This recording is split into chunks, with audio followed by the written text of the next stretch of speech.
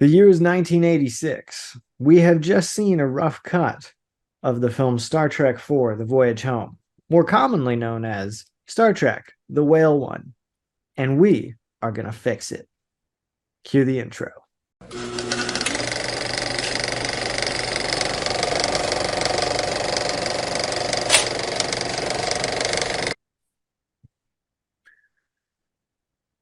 Hello, everyone, and welcome to the Mirror Movie Universe. I am Nate, one half of the shindig, and across the country and across the aisle from me is Dan. Say hello, Dan. Hey, I'm Nate's older brother. That's it. And all right.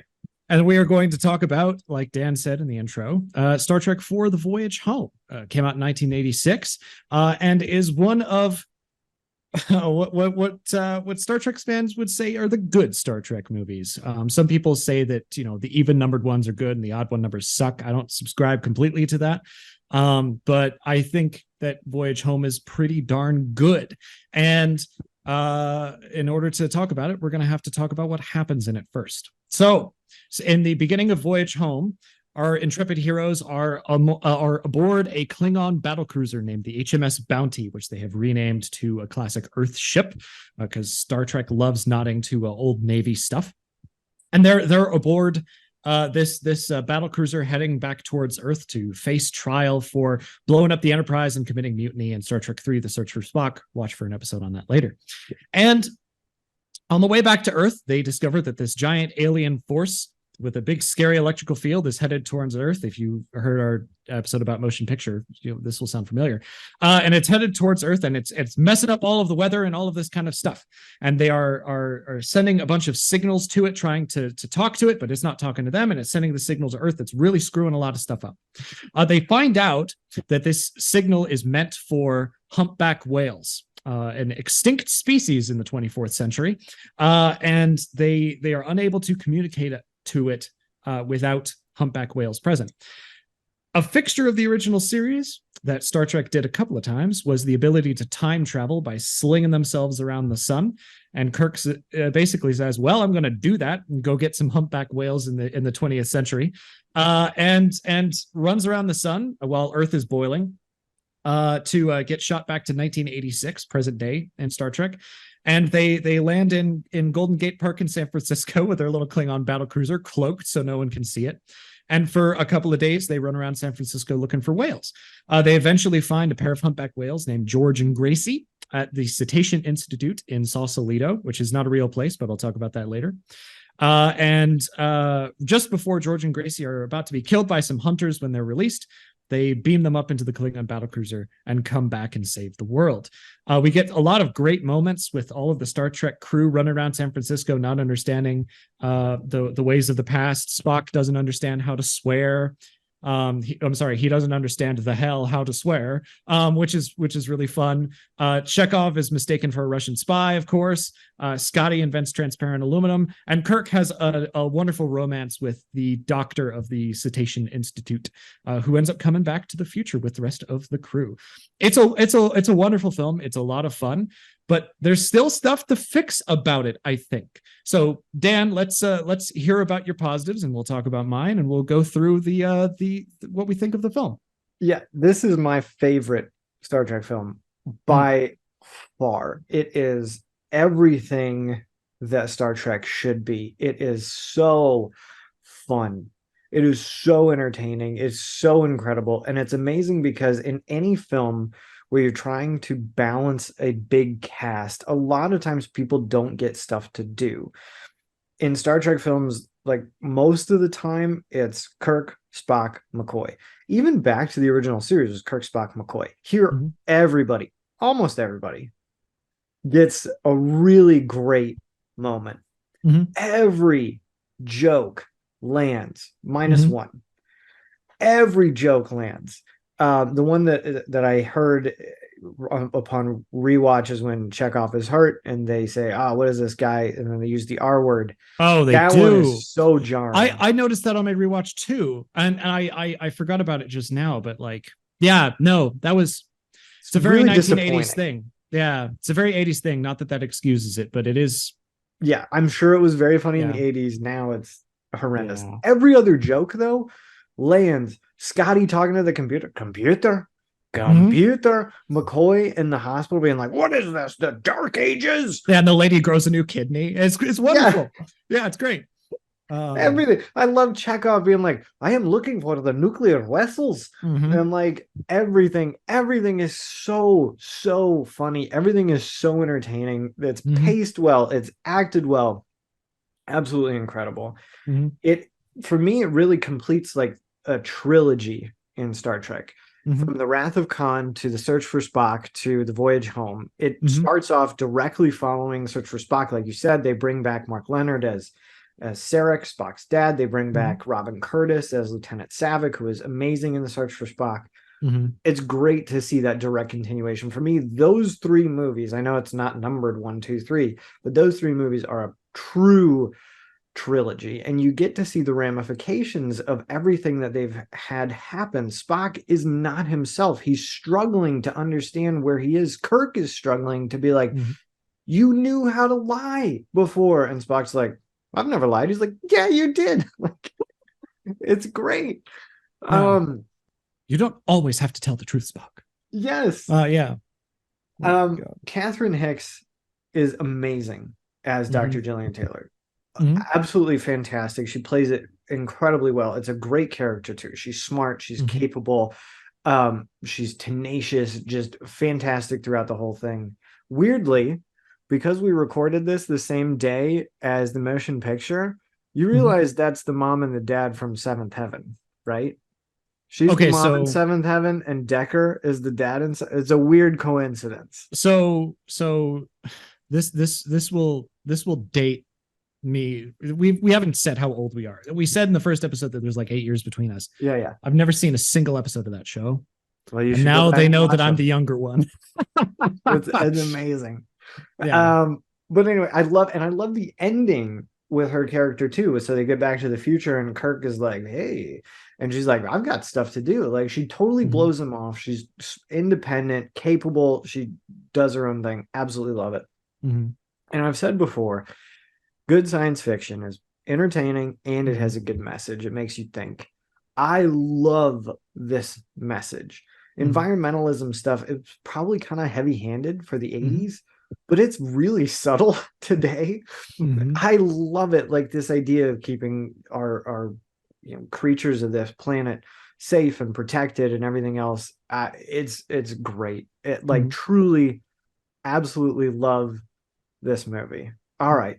What are your positives? My positives, I again, I have three. I have two big ones and a smaller one. So, first positive, I'm a San Francisco nut. I've been to the city many times, like many times. I used to live in Northern California. So I'm a big fan of San Francisco, the city. And so going to all the places, love it. Yeah, like I've got my mug is California Academy of Sciences from San Francisco. Like I like it very much. But even within that locale, a couple hours outside of San Francisco, there's a place called Monterey Bay, and there's an aquarium there that I really like. It's not so much an aquarium like a zoo, it's more like a animal rehabilitation center with windows. Like they take animals and rehabilitate them and release them into the wild. Their best exhibit, which I think that which is the best exhibit, is their otters, because they have 4 otters that were so badly hurt back in the day that they can't go back into the wild, and they help other otters rehabilitate to the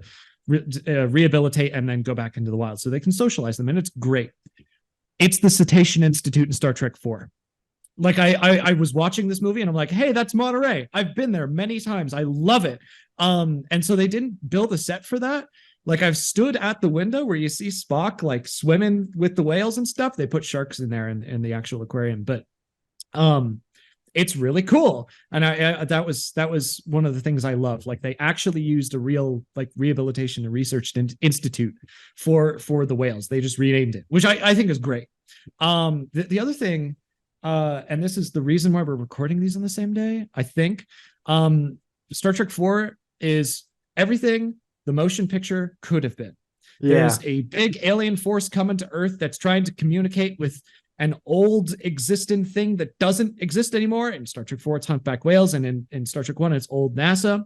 And it's going to wreck the Earth, and Kirk has to stop it. Spock is not himself in the motion picture. He's gone through Kolinar and he's not emotional. And in Star Trek 4, he's not himself either.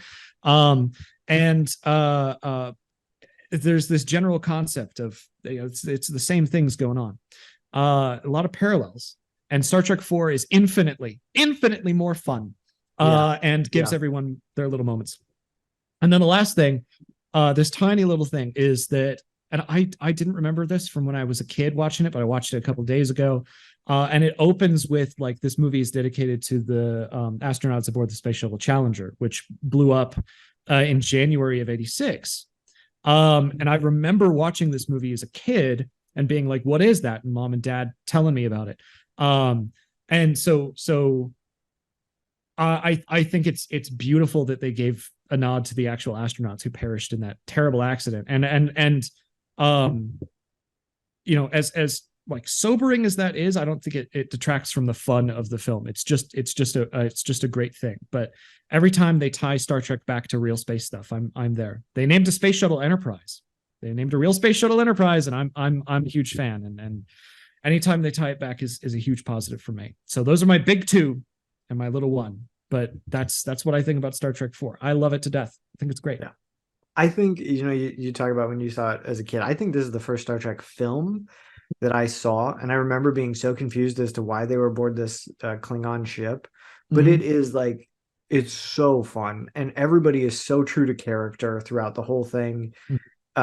It's really amazing. I really do think this is the first one I saw, and then I went back to search for Spock, and then I went back to Wrath. So I was confused for a long time trying to piece together what happened. Yeah, but it's a great film.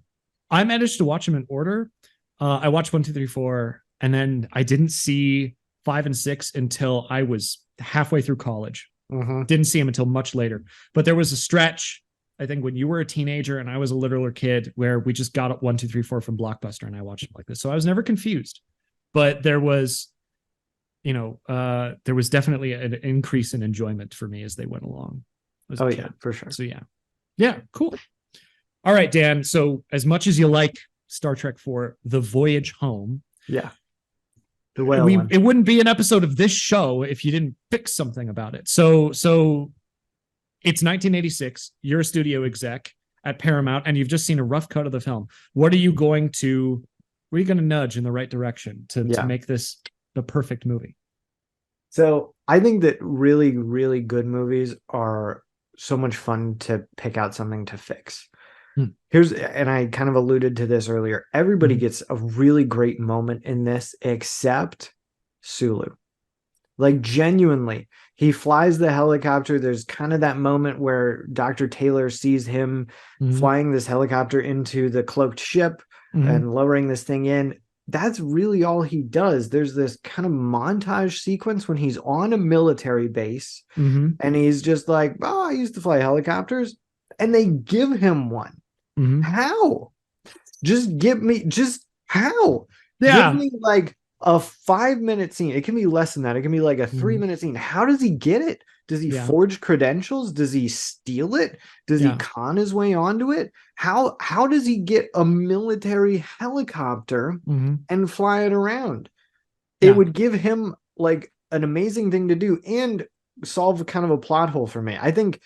I mean, genuinely, like Sulu, George Takei does not get a lot to do in these movies. Just give me like 2 minutes of him. Everybody else gets a chance to shine. 2 minutes of him. I don't even care how he does it.